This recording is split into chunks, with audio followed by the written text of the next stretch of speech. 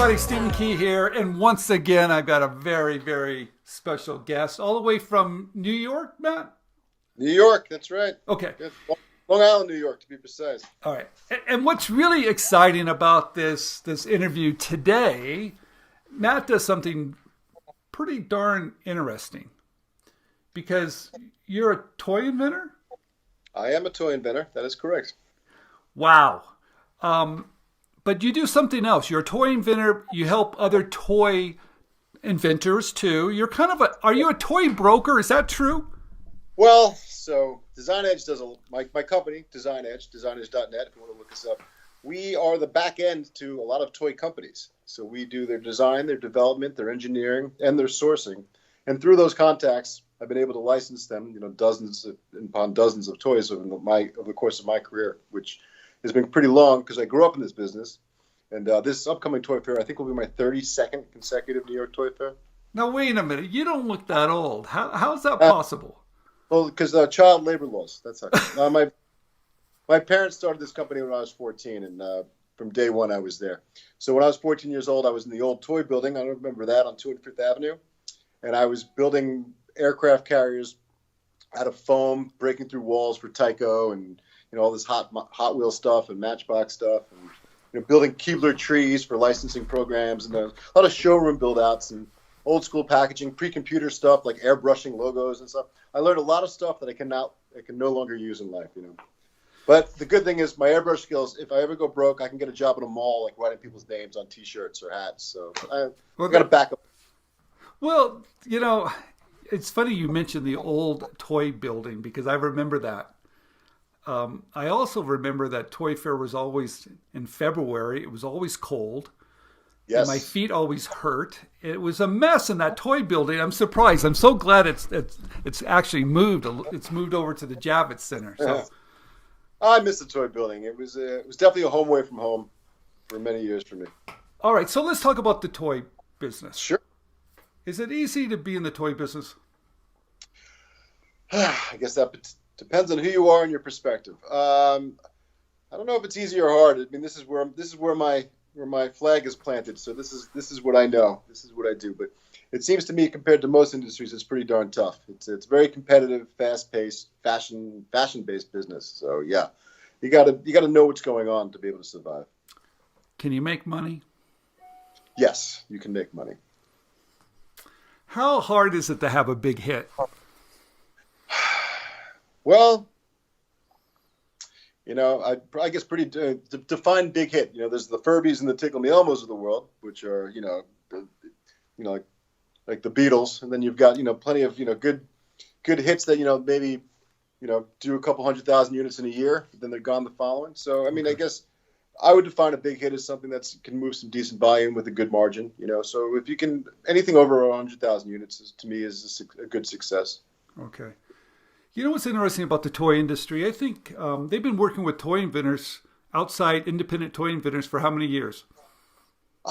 It seems like millennia, doesn't it? It's one of the first industries to be incredibly inventor friendly. Yeah, I mean, I'm always meeting some old toy guys that they're telling me about the guys that mentored them that were toy guys. I had a guy in here a couple weeks ago who was 93 years old. He used to work for Ideal Toys. Was an inventor, and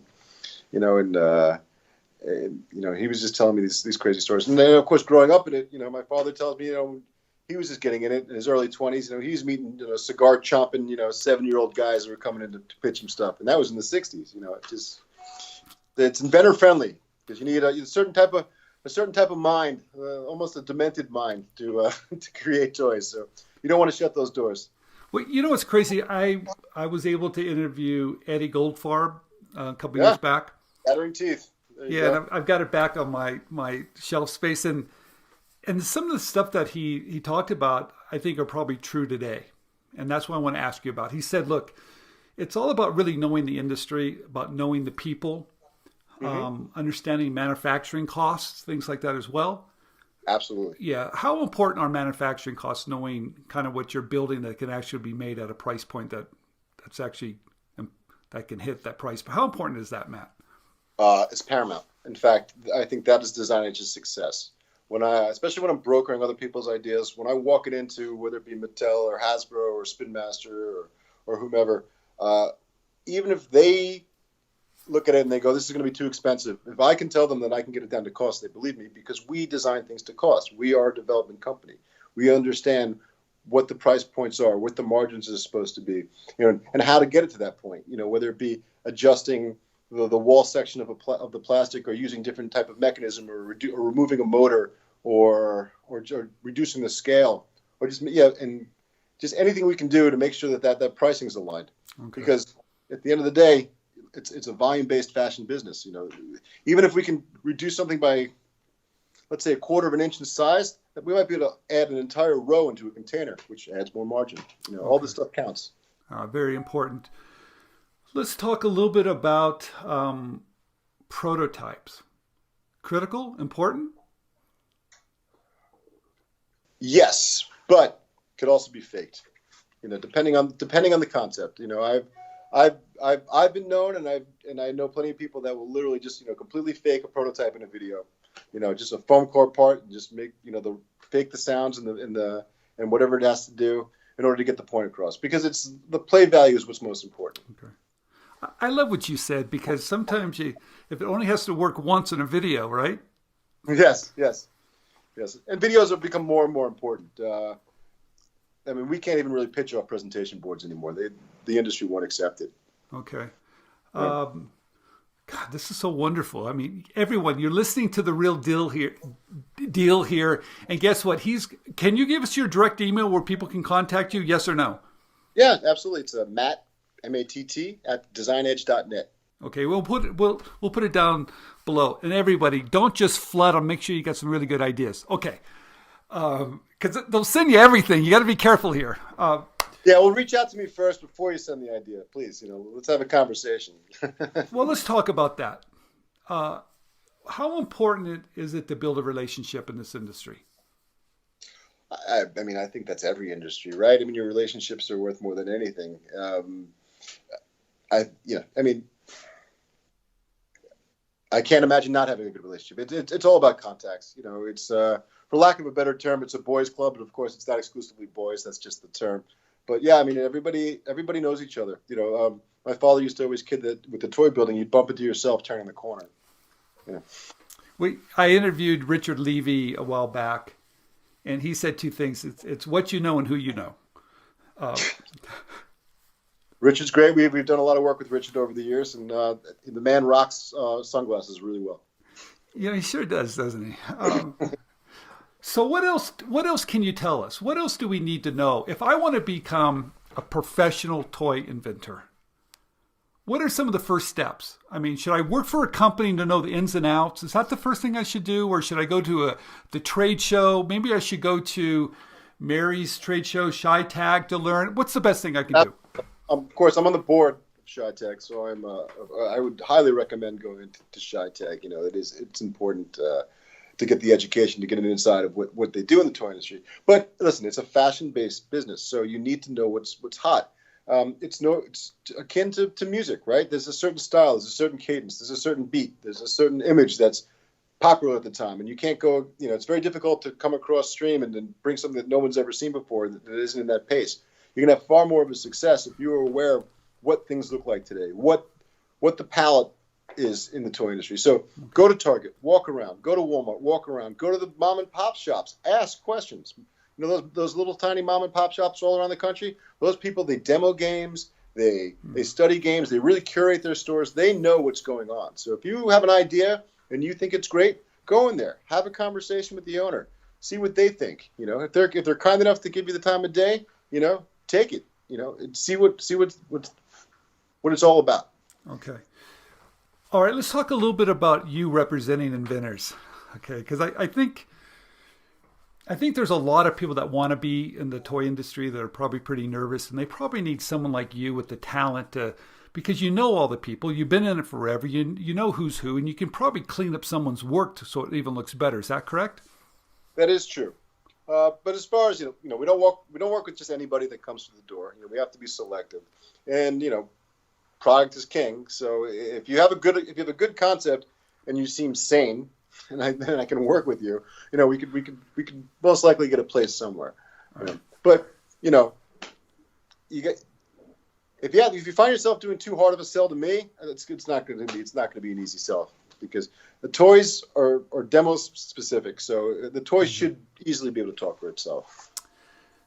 I like that you said, basically, didn't you say, don't embarrass me too? I mean, talk a little bit about that. Well, geez, I get, I mean, I know I've said that before. It comes up a lot. After a while, all these interviews start getting confusing. But thank you, by the way. I will remember this one for sure. Well, people, I mean,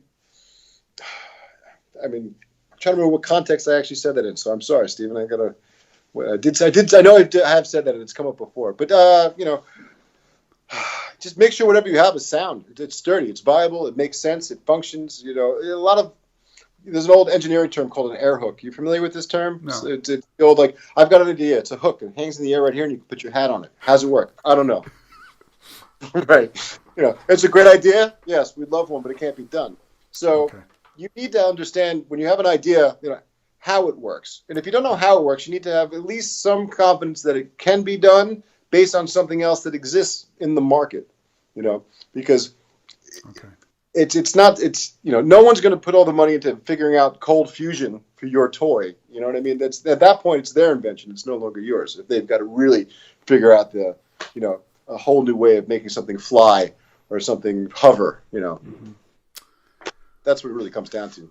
Well, great information. Everyone, Matt talked about building relationships. Get to know me a little bit. Just don't send me something right away.